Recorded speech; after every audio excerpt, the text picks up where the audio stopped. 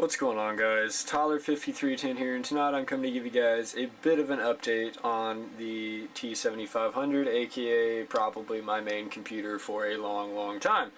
So, the T3600, I love it.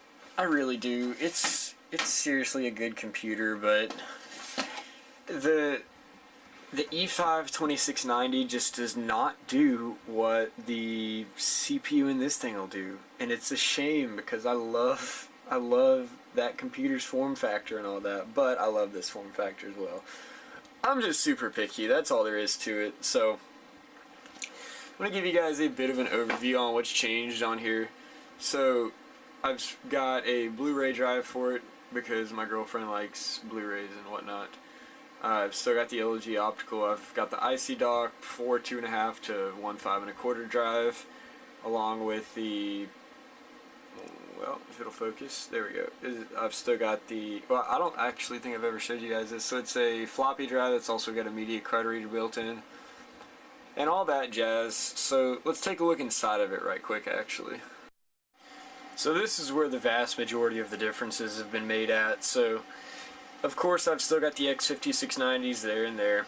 Still have the 48 gigs of RAM. It's 12 4 gig DIMMs of DDR3 ECC, Micron and Samsung, 1333 megahertz. I've still got 3 2 terabytes as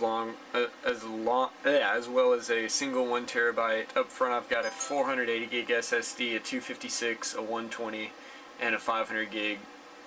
So I'm using the 256 gig right now for my Steam library, but it's just about full and I don't have all my games installed, so I think tomorrow or something I'm going to replace this 1 terabyte with a 4 terabyte so I can really just go ahead and download all my games and just kind of have it as like my, my game drive pretty much.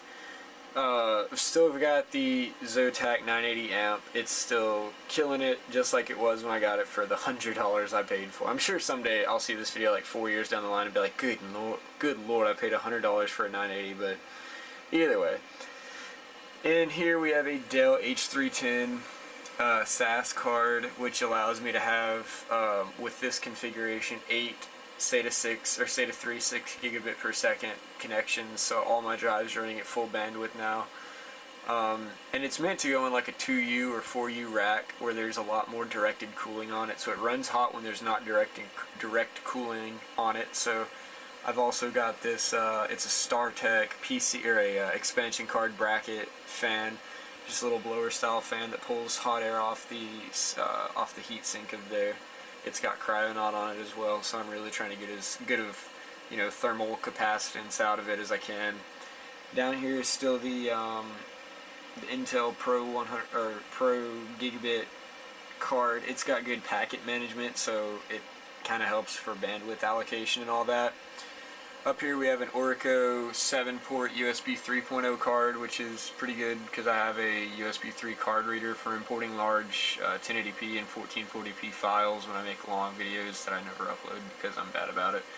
Then up here we've still got the same sound card, which is a Sound Blaster SB0770, which is an X-Fi Extreme Gamer, so not too much has changed. On the power supply, I actually did remove the Noctua Redux fan that I had on the back, and I took it apart and mounted it inside. I don't know if you guys can tell, but yeah, there's a little hole drilled up there, so the fan is now running to right there actually. I installed the OEM case speaker because I had it, and I also swapped the front panel audio connector that's right back there. That's got a regular like AC97 header, that that little guy back in there. I swapped it for the Dell one because that's what this sound card uses. So yeah, it's pretty much set to where I want it. I would like to up the RAM a little bit eventually, and whatnot, but as far as everything goes, it's really pretty much where I'm going to keep it, I think.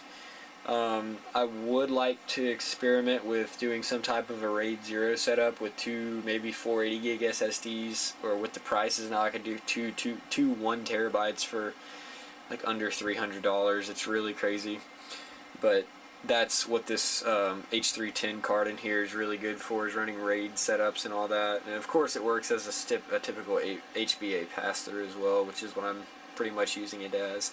For anybody who I didn't update this on, this is not flashed to the LSI 9211-8i. It's still just using the stock Dell firmware and the stock Dell BIOS. And I'm not having any issues with that, so I think I'm just going to leave it as that for a while. I might experiment with the LSI firmware sometime down the line. Oh, and of course I've got your little Ricer floorboard lights that I got from a buddy of mine. I just wired those up to a little, you guys actually can't see it, just to a little 4-pin back there.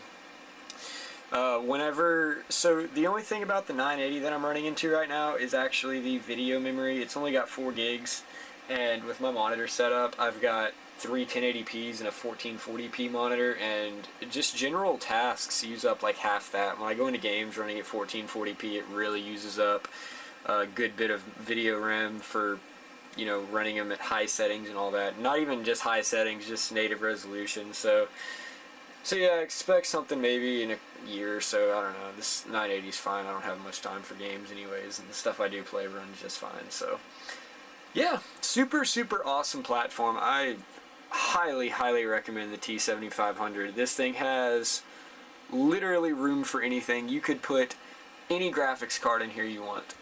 I am pretty confident about that. You've got 2 6-pins and an 8-pin, so any single graphics card will just about work, except for, like, I don't know, I'm sure there's some that use like 2 8-pins or something, and well, that would even work too with a splitter. But either way, I had somebody ask me about the power supply specs, so if you want to pause right here and read that, those are the 12-volt rails. So it's got multiple 12-volt rails, which some people are kind of on the fence about, but I'm just rambling now. So anyways, thank you all for watching this video. I appreciate each and every one of you guys. You guys are all awesome. Thank you for watching, and I'll see you guys later.